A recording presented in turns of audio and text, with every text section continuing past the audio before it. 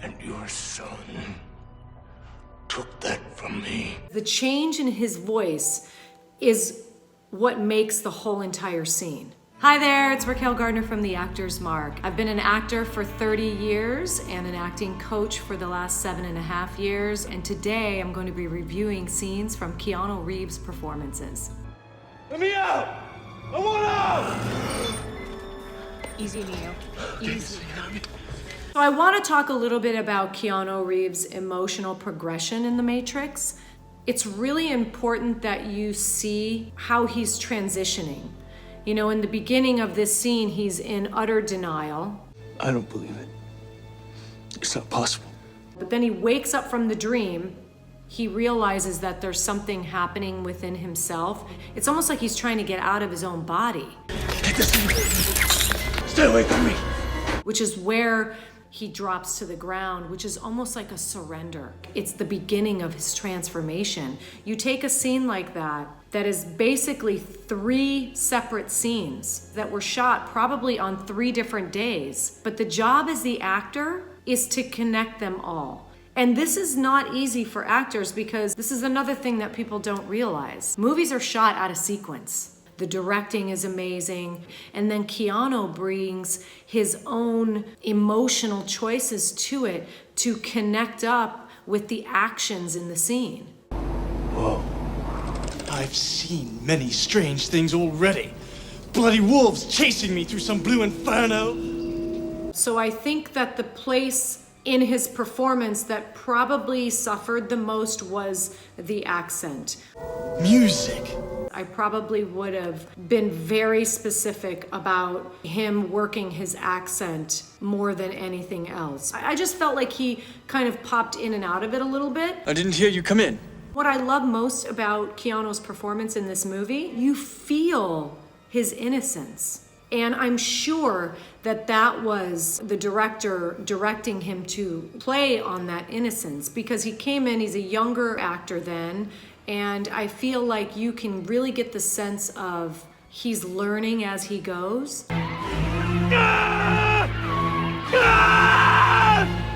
That's what I got from watching him in this movie. Him learning from Gary Oldman in every scene that he was playing. And you could tell that Keanu was starting to grow as an actor from working on this movie. I will not let you go into the unknown alone. What do you mean to me? Mike, you're my best friend. To me, this is one of, my favorite performances of Keanu Reeves because he's extremely subtle in his delivery, and it's super powerful. We're good friends, and it's good to be, good friends. That's a good thing. So? But he's so engrossed in listening to River Phoenix's character, it's the little things that he does. Like, I love Keanu's choice in the beginning of the scene. I mean, we're close. Right now we're close, but, He's totally relaxed, laid back, but when he notices that River Phoenix's character is struggling to get something out, he moves closer, and then he almost props himself up a little bit more so that he can hear him more intently. How close? The way his head is tilted, it softens his character. It's his gestures. He pats on the ground like to come here. And he also is working alongside such another phenomenal actor that the scene is so effortless because they're both committed to their choices.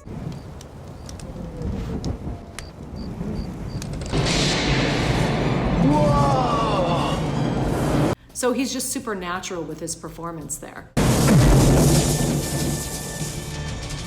Not bad. He's reacting to things that aren't even there, really, because all that stuff is brought in afterwards. All those special effects, everything happening in the sky, what would he do to help him connect with that? There's a technique, it's called an inner object, and an inner object is a person, a place, or a thing that we reference in our memory. So in his mind, he's thinking, what's the craziest thing that's ever happened to me? And then he would react off of it.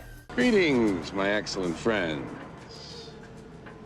Do you know when the Mongols ruled China? The timing of his delivery of his words is very drawn out, which adds to the comedy of the scene. Excuse me, when did the Mongols rule China? And that's something that he created, I'm sure, when he was developing this character. Gentlemen, I'm here to help you with your history report. What? What's funny about comedic actors is they're never playing the comedy. They're playing the reality of their character. He's really playing this kind of dopey character, stoner guy. Bill, what? Strange things are afoot at the Circle K. And he's playing the reality of that because that's his best friend and that's how they talk to each other. And that's what's so funny about it, is the audience sees the humor in that. You know, it's his tone of voice and the way he's like, Bill?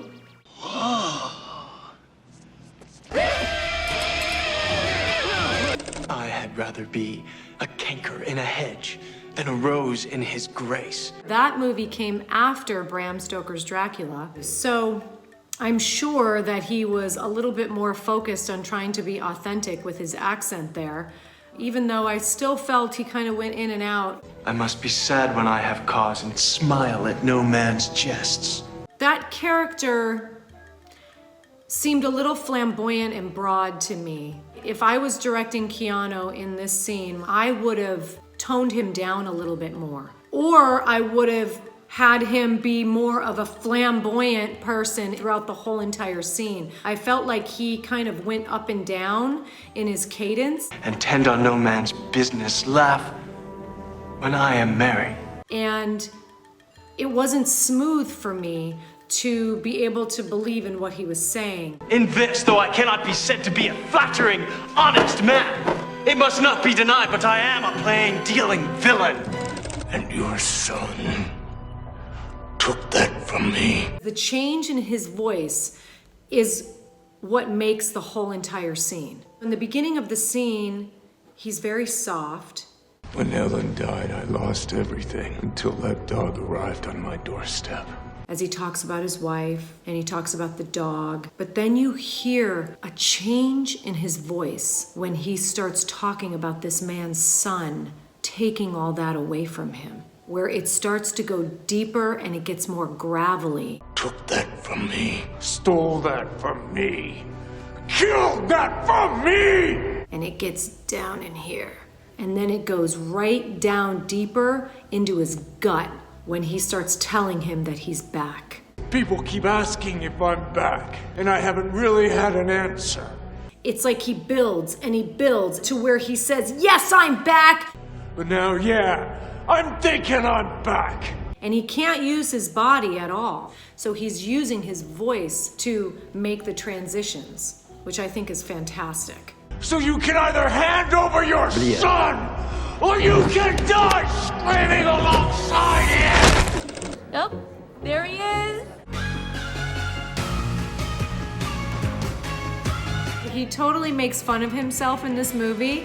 He brings his Matrix action star slow motion movement into a rom-com. He's just like, okay, I'm just gonna give everybody what they want. I'm gonna give them that, self-involved actor that is completely full of himself and making him into somebody that everybody can like, which is not an easy feat to do. The way he shakes the guy's hand and he walks over to his girl and he's so engrossed in her face like nobody else matters. Mr. Spirit. There's also an importance for Keanu's character to be likable so that she has an ability and an opportunity to fall head over heels in love with him. He is embodying absolutely like the character that you're expecting him to be. The only stars that matter are the ones you look at when you dream. Everybody, I'm Jack Trapp in LAPD. We have a slight situation on the bus here. There's a lot of stuff that he knows that the people on the bus don't know. And as an audience, we feel that pressure. But what I love about what he chose to do is he didn't play the nervousness of the scene. If everybody will stay in your seats and remain calm, We should be able to defuse the problem. He knows that the guy's gonna pull a gun because he's read the script, but the actor in him cannot anticipate that, so that when that gun is pulled, he can authentically react to that. And then he has to acclimate to that transition. I don't know you, man. I'm putting my gun away, okay? You know, Keanu gets criticized a lot for the cadence in his voice. So it's cool now. It's over. It works for him, and particularly in this scene, the calmness in his voice and the subtlety in his voice is what is needed. If he was this guy that was like, really, everybody needs to calm down, it would almost add more resistance to the scene. I'm not a cop right now. We're just two cool guys just hanging out. There's one thing that I would have liked to have seen Keanu elaborate on a little bit more. When he's telling the guy that right now he's not a cop, I would have liked to have seen Keanu really trying to connect with this guy, to try to really convince this guy that he was being truthful and sincere in what he was saying, and get everybody on the bus on his side. Is everybody okay? Yes! I want room service! I know a lot of people have probably mocked this scene. We have to think about why his character is reminiscing back to the simpler times in life. He is completely unraveling in this scene. I want the club sandwich. I want the cold Mexican beer. For an actor, this is the funnest thing to play. I'm sure this was a conversation that him and the director had, where the director was basically giving him free rein to do whatever he felt was right. It's your job as an actor to bring these paradigm shifts to your performances so that you're constantly keeping the audience on edge. Listen. And I believe that for Keanu to kind of throw this tantrum, he must have felt that it's what his character needed to do in order to make the shift where he was going to next. That's where I'm supposed to be. Not down here with the dogs and the garbage and the last month's newspapers blowing back and forth. Never lost a case. Why do you think? Because you're my father. It's not easy to work alongside Al Pacino, and Keanu is holding his weight right there. I think in Keanu's character, the one essence that was missing was the need to know who his father was. See, call me Dad. Here he is not only faced with a person that he's trying to kill, obviously, but he's also faced with a person that for all his life he's wanted to know. I would have liked to have seen a little bit more emotion come out of him. I felt like he could have played the longing a little bit more to where this would have been more of a struggle for him. I'm on your side. You're a liar!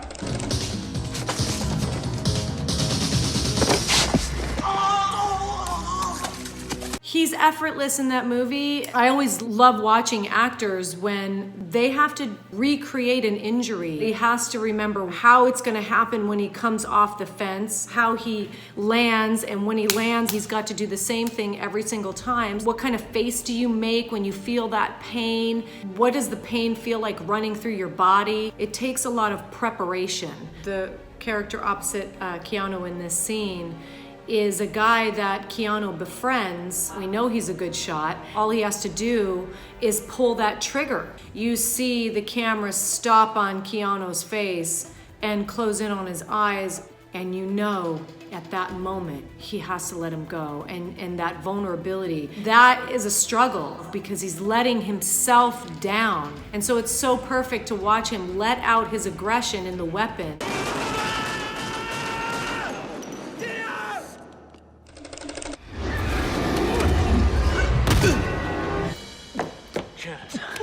From an acting coach's point of view, this has to be a lot of internal work that he has to do as an actor. In the beginning, you feel his exhaustion.